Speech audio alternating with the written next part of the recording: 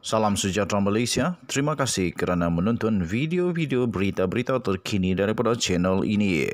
Sebentar lagi kita akan mulakan berita terkini daripada channel ini. Tapi sebelum itu sila pertimbangkan untuk tekan butang subscribe, like dan share. Sebentar lagi kita akan mulakan berita terkini pada hari ini daripada seluruh pelosok Malaysia dan seluruh dunia. Berita terkini. Salam sejahtera Malaysia. Berita seterusnya dipetik daripada malaysiakini.com bertajuk Kata MP.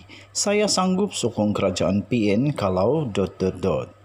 Saya sanggup menyokong kerajaan Perikatan Nasional PN sekiranya ada sesiapa boleh jelaskan kenapa mereka mengambil langkah-langkah berikut dan kenapa ia bukan kesilapan amat besar yang terlalu jelas.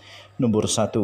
Mulai pada Jun 2020, pelawat asing tidak lagi diperlukan menjalani kuarantin di pusat kendalian kerajaan, tetapi melakukan kuarantin kendiri di rumah.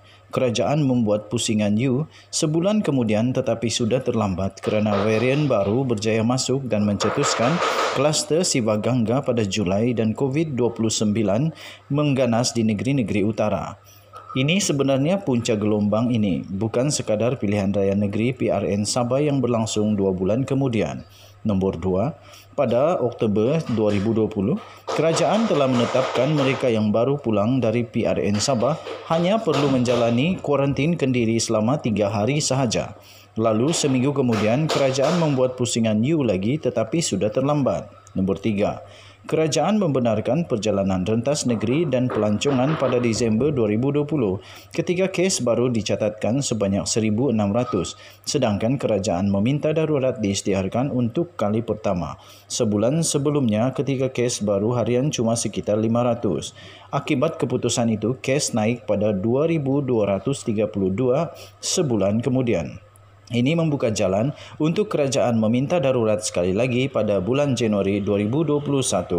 Nombor 4, langkah kerajaan tiba-tiba mengurangkan tempoh kuarantin bagi pelawat asing daripada 14 hari kepada 7 hingga 10 hari pada Disember 2020 dibuat ketika seluruh dunia sedang mengetatkan lagi proses kuarantin disebabkan varian baru sedang mengganas.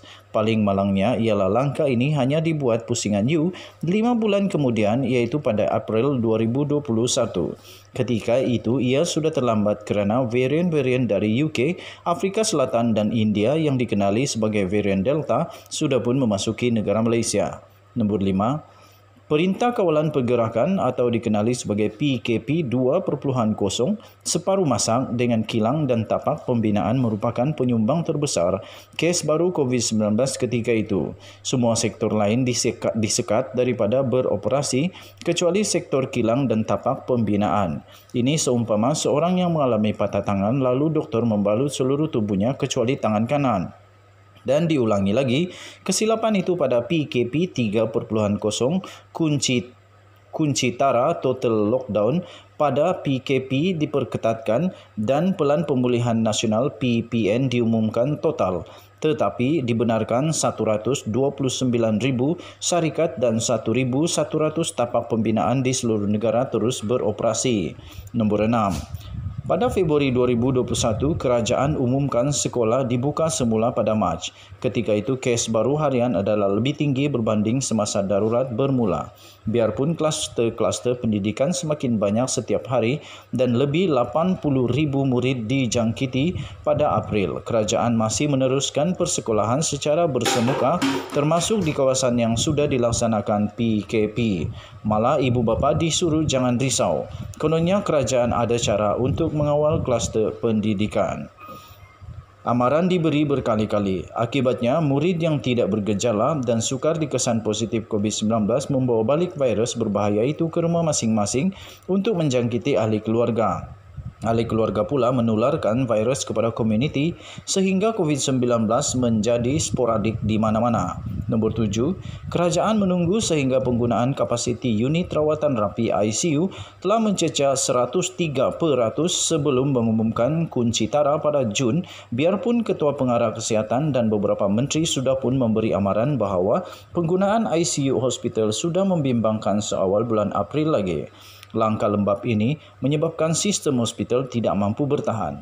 Paling menyedihkan ialah langkah-langkah tersebut terlalu jelas merupakan kesilapan besar yang tidak masuk akal ketika ia dilakukan. Melainkan memang niatnya ialah untuk membiarkan COVID-19 supaya ada alasan untuk meminta darurat dan darurat itu tidak ditamatkan awal. Setiap kali langkah-langkah di atas dilaksanakan, saya telah berulang kali memberi amaran bahawa ia akan membawa situasi parah pada negara tetapi kerajaan tidak mau dengar. Ya, pandemik mengancam seluruh dunia, tetapi Malaysia tidak jadi antara negara paling corot dalam dunia dari segi COVID-19 dan ekonomi tanpa sebab. Malaysia tidak menjadi satu-satunya negara dalam dunia yang menunjukkan betapa makin lama kita berkurung, semakin tinggi kes COVID-19 dikesan. Biarpun kerajaan sudah diberi kuasa penuh darurat selama 7 bulan. Perlu ada orang yang bertanggungjawab atas kesilapan-kesilapan di atas kerana ia terlalu jelas dan tidak masuk akal. Kerosakan serta kehilangan nyawa yang disebabkan oleh langkah itu adalah terlalu besar.